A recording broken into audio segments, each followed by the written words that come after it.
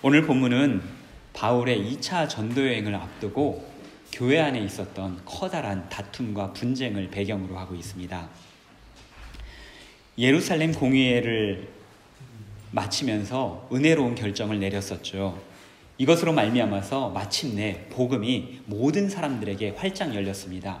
사실 오늘 우리가 이 자리에 앉아 있는 것도, 복음을 들은 것도 예루살렘 공의회의 은혜로운 결정으로 인한 우리에게도 주어진 혜택이라고 할 수 있습니다. 바울과 바나바는 놀라운 회의의 결과를 들고 선교지를 다시 방문하기로 결정하였습니다. 아마도 한시바삐 이 예루살렘 공의회의 좋은 소식을 교인들과 나누고 싶었을 것입니다. 그런데 문제가 생겼습니다. 바나바는 마가 요한을 동행으로 데려가려고 하였지만 바울이 반대하고 나섰던 것입니다. 그 이유가 38절에 등장합니다. 바울은 밤빌리아에서 자기들을 떠나 함께 일하러 가지 아니한 자를 데리고 가는 것이 옳지 않다 하여 1차 여행 당시에 바울의 일행은 키프로스 섬을 지나서 드디어 소아시아 지방의 대륙으로 건너갔습니다. 밤빌리아 주라고 하는 지금의 터키 안탈리아 지방 그 부근에 버가라고 하는 큰 도시가 있었습니다. 바울이 전도여행 중에 최초로 만난 대도시였습니다. 바울 일행은 거기에서 큰 사역을 계획을 했었을 것입니다. 그런데 어찌된 영문인지 마가가 팀을 이탈하여서 갑자기 예루살렘으로 도망가 버린 것입니다. 어떤 분들은 마가가 미숙해서 그런 것이 아니겠는가라고 생각을 하시는 분들도 계십니다. 마가복음 14장 51절과 52절을 보시게 되면 예수님께서 잡히시던 밤에 벌거벗고 도망치는 청년의 이야기가 나오는데 바로 그 청년이 마가 요한이었다라고 이야기를 합니다. 버가에서 도망치던 장면이나 예수님이 잡히실 때 도망치던 장면이나 하나로 잘 겹쳐지는 그러한 장면이 아닐 수가 없습니다. 그런데 전도 여행을 할 때 당시에 마가는 예수님이 잡히시던 그날 밤과 같은 풋내기 청년이 아니었습니다. 전도 여행은 예수님께서 잡히신 이후 약 20년의 세월이 흐른 다음에 있었던 일입니다. 그렇다고 한다면 마가의 나이는 적어도 40세 전후, 당시의 남자들의 평균 수명이 약 50세 정도였다라고 합니다. 그렇다고 한다면 당시 마가는 최고는 아니더라도 모든 공동체에 있어서 중간 이상의 리더가 되는 위치에 있었을 것입니다. 오늘날로 따지자면 이제 곧 장로 임직 선거를 앞두고 있는 수석 안수 집사님, 이 정도가 되지 않겠습니까? 마가가 팀을 이탈하면서 일행은 큰 어려움에 직면하였습니다. 바울 일행은 버가에서 복음 전도하는 활동을 포기하고 곧장 타우루스 산맥을 넘어서 아나톨리아 지방으로 넘어가게 되었습니다. 타우루스의 험한 산맥을 건널 때 일행이 줄어드니까 그 고난이 얼마나 컸겠습니까? 그때 일을 생각한다면 바울이 마가를 내치는 것이 어찌 보면 당연한 일이었을지도 모릅니다. 마가의 행동은 동료들의 믿음을 배신하는 일이었고요.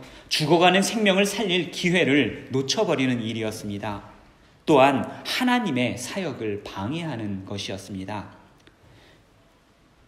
바울이 그렇게 생각을 했었기 때문에 바울은 더 이상 마가와 동역할 수가 없는 것이었습니다. 그러나 모든 사람들이 그렇게 생각을 한 것은 아니었죠. 바울과 마가 사이의 갈등은 마가를 추천했었던 바나바와 바울의 갈등으로 확대되었습니다. 바나바가 어떤 사람입니까? 바나바의 본명은 요셉이죠. 바나바라고 하는 것은 사도들이 지어준 별명이었습니다. 바나바, 선지자의 아들이라는 뜻이고, 이 선지자는 당시에 사람들을 위로하는 역할을 했었기 때문에 바나바라고 하면 위로의 아들, 격려의 아들, 이런 의미로 사용이 되었습니다. 바나바는 그의 이름처럼 별명처럼 사람들을 위로하고 격려하는 일들을 하였습니다. 그러한 사역의 일부로 말미암아서 당시에 기독교인들을 박해하고 나서 그로 인해 고향 다소에서 칩거하고 있었던 바울을 인도하여 주고 바울로 하여금 복음 전하는 사도의 역할을 감당하게 한 것이 바로 바나바였습니다. 바나바는 바울에게 있어서 지도자였고 또한 영적인 멘토였던 사람이었습니다. 바울의 은인이었습니다. 그런데 바울은 자신의 지도자이자 자신의 은인인 바나바와 격렬하게 싸우고 다투었던 것입니다. 마가가 복음의 걸림돌이다 확신했었기 때문입니다. 그의 확신에 거기에 어떠한 다른 주장도 있을 수가 없었습니다.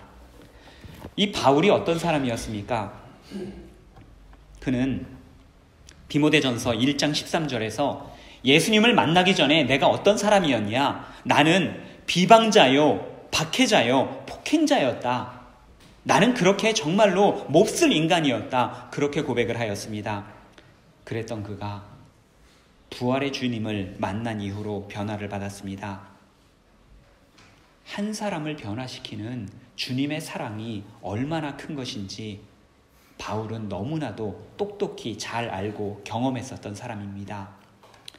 그가 기록한 고린도전서의 한 페이지는 오늘날도 우리가 사랑장이라고 이름을 붙여놓고 있습니다.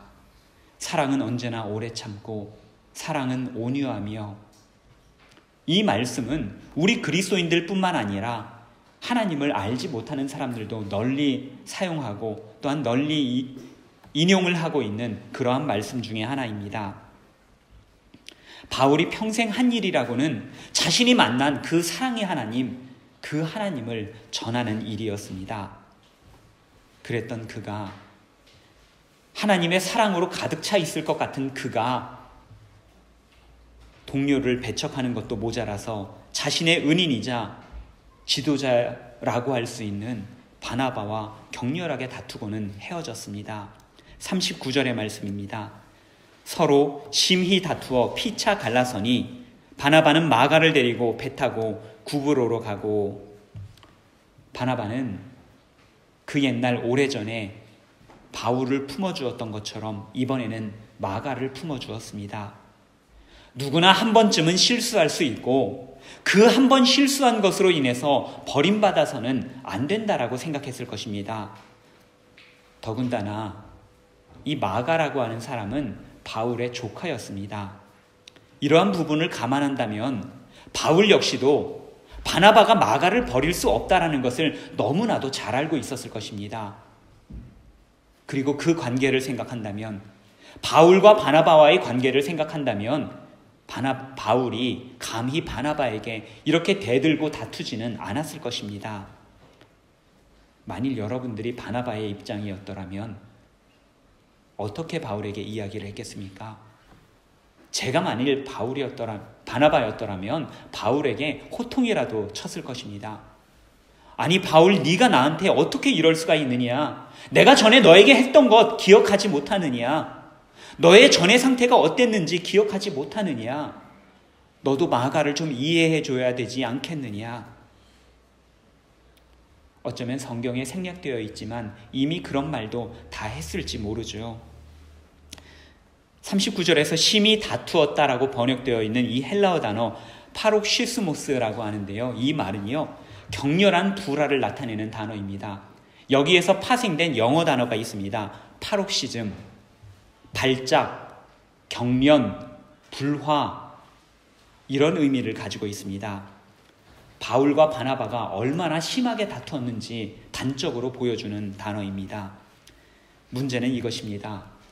바울의 편에서 보면 바울의 말에 일리가 있고 바울이 옳았던 것입니다. 그런데 바나바의 편에서 보면 바나바가 옳았습니다. 손바닥도 마주쳐야 박수 소리가 나듯이 서로가 자기가 옳다라고 생각할 때 거기에서부터 싸움과 다툼이 일어나는 것입니다. 여러분들 지금까지 살아오시면서 누군가와 다투었을 때, 아니면 공동체에서 다툼이 있었을 때를 한번 떠올려 보시기를 바랍니다. 그 중에서 어느 한 번이라도 어느 한쪽만이 절대적으로 옳고 다른 쪽이 완전히 틀리고 그랬었던 적이 있었습니까? 각자의 입장에서 보면 다들 어느 정도 나름 일리가 있는 이야기들을 가지고 서로 싸워왔던 것입니다. 지금 돌이켜보면 그래, 그때 그 사람도 일리가 있었어. 그 사람의 관점에서는 그렇게 볼 수도 있었어. 지금에 와서는 그렇게 생각할 수도 있지만 그때 당시에서는 그런 생각 못 하셨을 것입니다.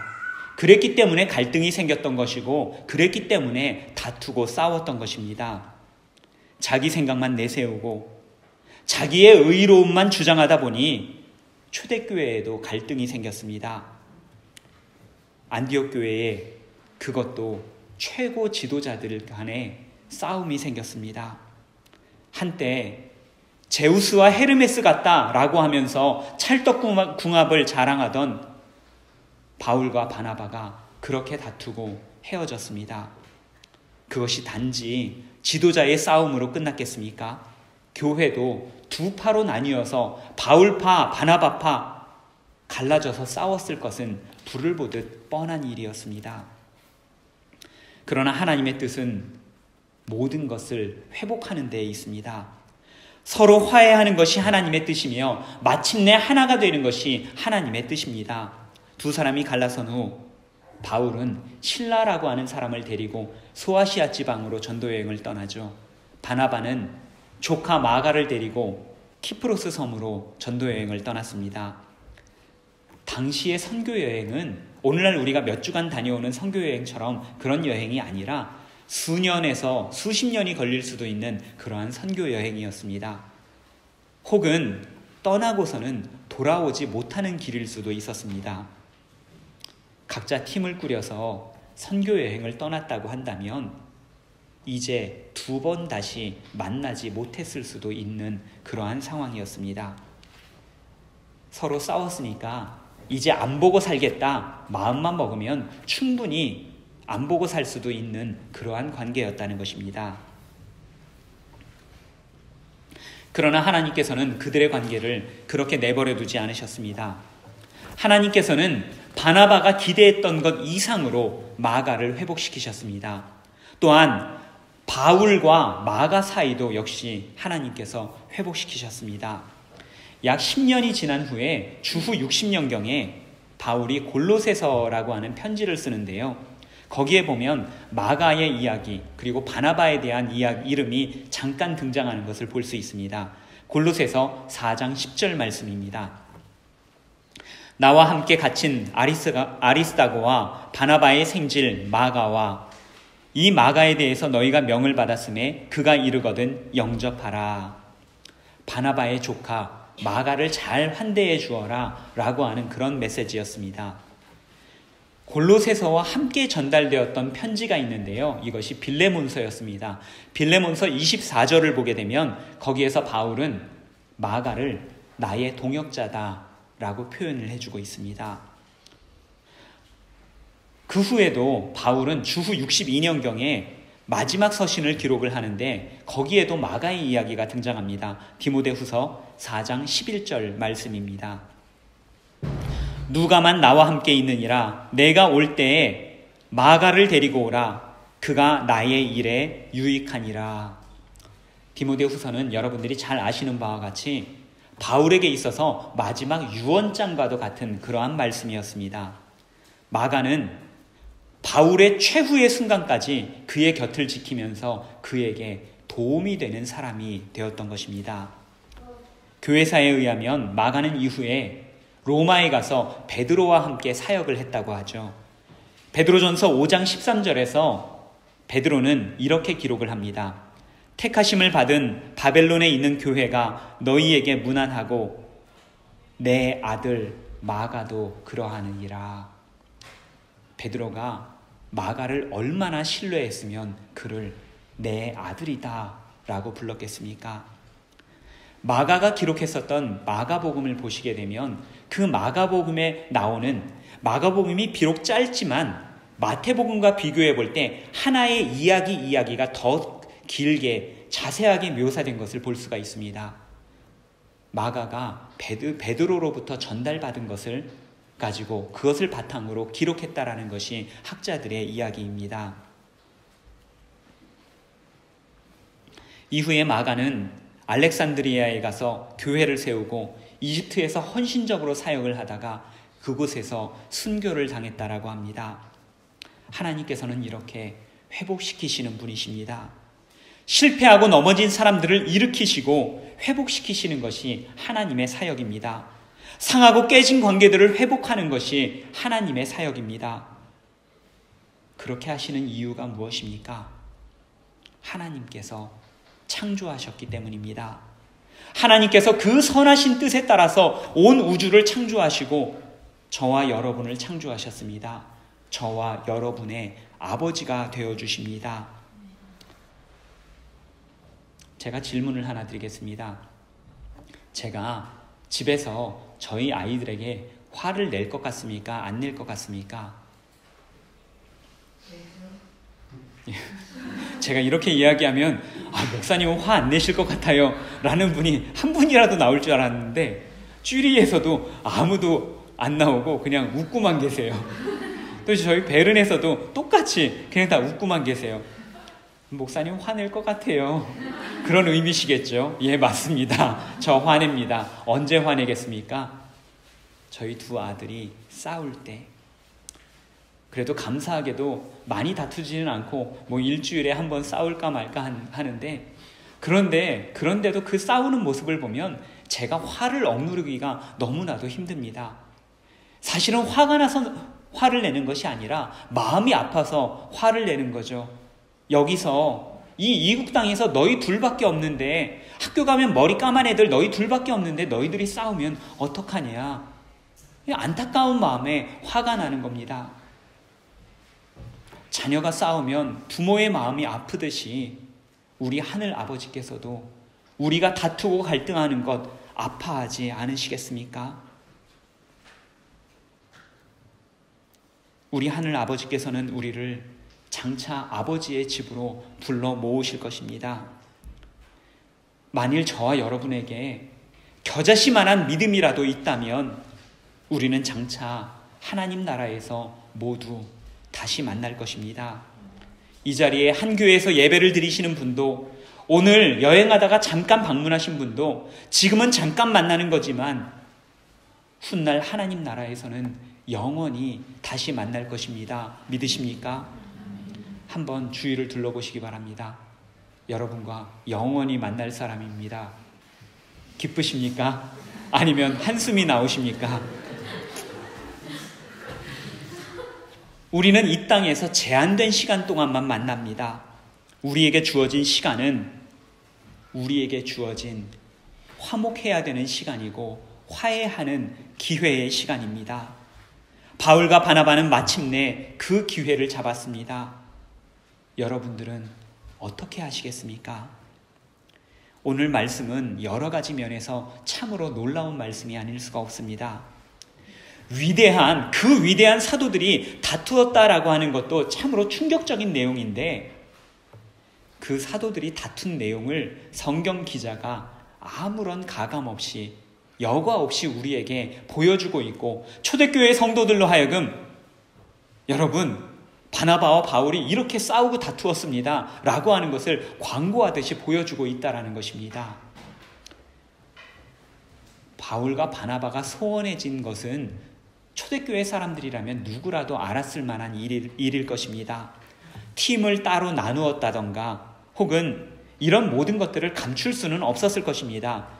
그럼에도 불구하고 누가는요, 이것을 기록하면서 얼마든지 두 사람이 원만하게 헤어진 것으로서 그냥 그저 꾸며서 완곡하게 표현할 수도 있었을 것입니다. 그런데 왜 성경은 바울과 바나바의 단점, 그들의 연약한 점을 여과 없이 우리에게 보여주고 있는 것입니까?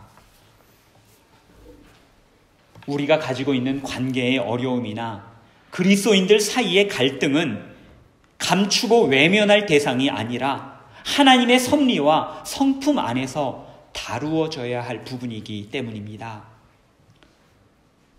우리가 아무리 잘나고 우리가 아무리 뛰어나다 할지라도 우리 중 누구도 바울이나 바나바의 수준에 이르는 사람은 거의 없을 것입니다.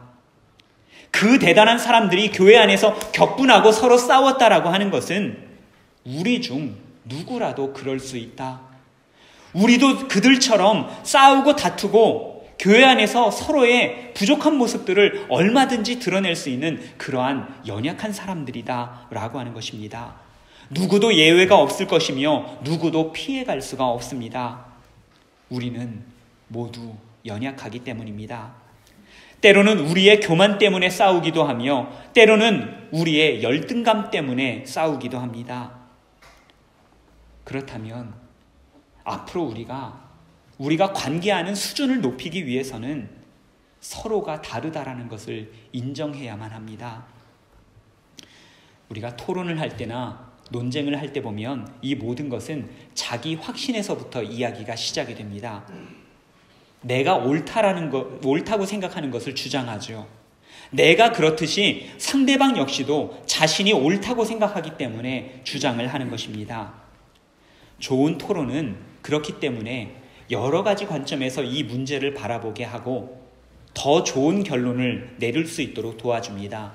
그러나 나쁜 논쟁은 서로가 다르다라고 생각하는 것이 아니라 나만 옳고 상대방은 틀렸다라고 하는 결론을 내리게 됩니다.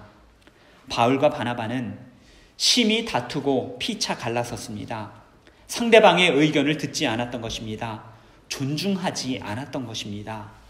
하나님께서 창조하시고 하나님께서 귀하게 여기시는 사람을 서로가 외면했었던 것입니다. 한 목사님께서 어느 집회에서 말씀을 전하시다가 교우들에게 질문을 던지셨습니다. 여러분들 중에 미워하는 사람, 갈등을 가지고 있거나 원수진 일이 없는 사람, 원수지고 살아가는 사람이 없는 사람 여러분 중에 계시면 손 한번 들어보시라. 아무도 손들지 않을 거라고 생각을 하고 질문을 던지셨습니다. 그랬더니 뒤쪽에서 어느 한 분이, 연세 많으신 분이 손을 들더라는 겁니다.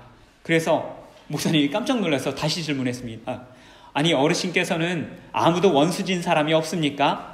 그랬더니 할아버지가 대답을 했습니다. 다 죽었시오. 많이 웃으실 줄 알았는데 반응이 이럴 줄은 몰랐습니다. 연습도 많이 했는데. 살아있는 사람들 중에서는 갈등이 없는 사람이 없다라는 것입니다. 우리는 모두 다르기 때문입니다. 누구도 다 맞추어주면서 살 수 없고 누구도 다 이해하면서 자기 주장만 하면서 살 수는 없다라는 것입니다. 그렇기에 갈등이 생기는 일은 힘든 일도 어려운 일도 아닙니다. 정말로 힘들고 어려운 일은 갈등이 있지만 이것을 해결하지 못할 때 그것이 어려운 것입니다. 그래서 우리에게 필요한 것은 갈등을 마주하는 것입니다. 특별히 이민교회가 가지고 있는, 해외의 이민교회가 가지고 있는 고질적인 구조적인 문제 중에 하나는 언젠가 누구라도 떠날 수 있다라는 것입니다. 만나고 관계하는 기간이 한정되어 있으면 사람들은 이 갈등을 마주하고 해결하려고 하지 않고 그것을 피하려고만 합니다. 그리고 참습니다. 언제까지 참습니까? 그 사람이 교회 떠날 때까지, 아니면 내가 교회 떠날 때까지. 누가 먼저 떠나나 두고 보자. 그러면서 그거를 인내라던가 오래 참음이다 라고 포장을 하기도 합니다. 갈등을 마주하면서 풀어내지 못한 만큼 우리가 관계하는 것도, 관계하는 방법도 성숙하지 못합니다. 나이만 먹을 뿐 성숙하지 못한 관계, 힘들면 피하는 어린아이의 관계를 계속해서 지속해 나아가는 것입니다. 그래서 해외 이민교회를 가보시면요, 어느 교회를 가든가 똑같이 끼리끼리 뭉치는 모임들이 있습니다. 그러나 우리가 그리스도인이고 하나님 나라를 소망하는 사람들이라면 우리의 관계는 언제나 영원합니다. 하나님 앞에서 우리의 관계가 부끄럽지 않으려면 그 갈등들을 마주하셔야만 합니다. 그리고 나서 더욱이 서로를 인정하고 이해할 수 있는 데까지 나아가셔야만 합니다. 저는 오늘 말씀을 두 가지 관점에서 마무리하고 싶습니다. 첫 번째로, 우리의 연약함에도 하나님의 역사는 이루어집니다. 사도들이 싸웠습니다. 교회가 갈라졌습니다. 그러나 41절 후반절은 교회가 견고하게 서갔다라고 우리에게 말해주고 있습니다.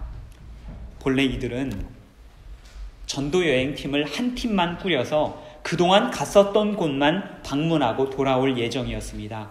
2차 전도여행은 어찌 보면 1차 전도여행보다 훨씬 더 쉬운 여행이 될지도 모르는 것이었습니다. 그러나 팀이 둘로 나뉘었죠. 전도여행에 합류하는 사람이 더 많아졌습니다. 두 팀이 나뉘어서 전도여행을 하다 보니까 더 많은 지역을 가게 됐고요. 그리고 마침내는 이 바울이 함께 했었던 이 팀은 소아시아 지방에 머무는 것에 만족하지 않고 바다를 건너서 유럽 대륙에 복음을 전하게 되는 결정적인 계기가 바로 이 팀이 나뉘었던 것에서부터 시작이 되었습니다. 우리는 비록 연약하지만 인간적인 결함으로 서로를 힘들게 할 때도 있지만 그러나 하나님의 사역은 결코 방해받지 않습니다. 하나님의 역사는 하나님의 뜻과 섭리에 따라서 이루어지기 때문입니다. 두 번째로 사람들은 누구라도 갈등을 일으키고 다툴 수 있습니다. 하나님의 역사가 이루어진다고 해서 우리가 다 잘하고 있는 것이 아닙니다. 심지어 다투고 싸우면서도, 그래서 교회에 갈등과 분열이 있으면서도, 그러면서도 하나님의 일을 해나갈 수가 있습니다. 심지어 그런 때에도 교회가 부흥할 수도 있습니다. 그런데요, 하나님의 역사가 나타난다고 해서 우리가 면죄부를 받은 것은 아닙니다. 하나님의 역사는 우리가 의로워서 이루어지는 것이 아니라 하나님께서 의로우시기 때문에 이루어지는 것입니다. 그래서 우리가 잘못해도, 우리가 부족해도, 우리가 죄악된 모습으로 하나님의 일을 한다고 나설지라도 하나님께서는 하나님의 일을 이루어 주십니다. 그걸 보고 우리가 잘났다라고 떠들면 안 되고 우리는 우리 나름의 죄악을 주님 앞에 고백해야만 하는 것입니다.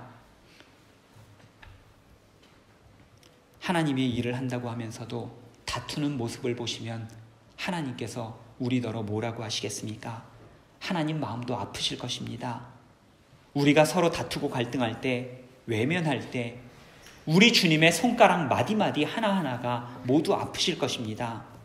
서로가 서로를 이해하지 못하고 자기 주관대로 서로를 판단할 때 우리 예수님께서는 다시 십자가를 지셔야만 합니다. 우리 인류의 조상은 선악과를 따먹고 하나님을 대신하여서 판단하기 시작하였습니다. 우리 주님께서 십자가를 지셨을 때 우리 주님께서는 우리를 다시금 하나님의 것으로 돌려주셨습니다. 하나님의 판단하시는 대로, 하나님의 뜻대로 살아가는 사람들, 하나님의 소유가 되었습니다. 우리 모두는 그 십자가의 놀라운 은혜를 받은 사람들입니다. 그런데 또다시 선악과를 따먹은 모습으로 돌아가시겠습니까? 우리의 판단으로 다른 사람들을 정죄하면서 살아가시겠습니까? 오늘은 성령 강림절입니다. 우리로서는 하나님의 일도, 서로 화목하게 하는 일도 잘 할 수 없는 사람들입니다. 아무리 잘하는 것 같아도, 아무리 믿음이 좋은 것 같아도 우리 모두는 죄인입니다. 그래서 예수님께서 보혜사 성령님을 보내주시겠다 약속하셨던 것입니다. 성령님께서는 우리의 사역을 도울 뿐만 아니라 우리의 모든 깨어진 관계들을 회복하기를 원하십니다. 그러나 성령님께서 할 수 없으신 일이 있습니다. 우리가 욕심을 부리는 만큼, 우리가 포기하지 못하고 우리가 붙들고 있는 것만큼 성령님께서는 그 활동 영역이 줄어드십니다. 성령 회방죄, 성령님께서 활동하는 것을 방해하는 죄, 그런 죄를 들어보셨습니까? 우리의 이기적인 마음, 우리의 욕심, 우리의 정욕이 성령을 회방하는 주범이라는 것입니다. 우리 하나님은 평화의 왕이십니다. 하나님께서 우리로 화목하기 원하시고 평화를 이루기를 원하십니다. 우리의 다툼이 쉬기를 원하십니다. 우리의 상처받은 마음이 회복되기를 원하시며 또한 상처받으려고 작정한 삐뚤어진 마음조차도 하나님께서는 곧게 세우시기를 원하십니다.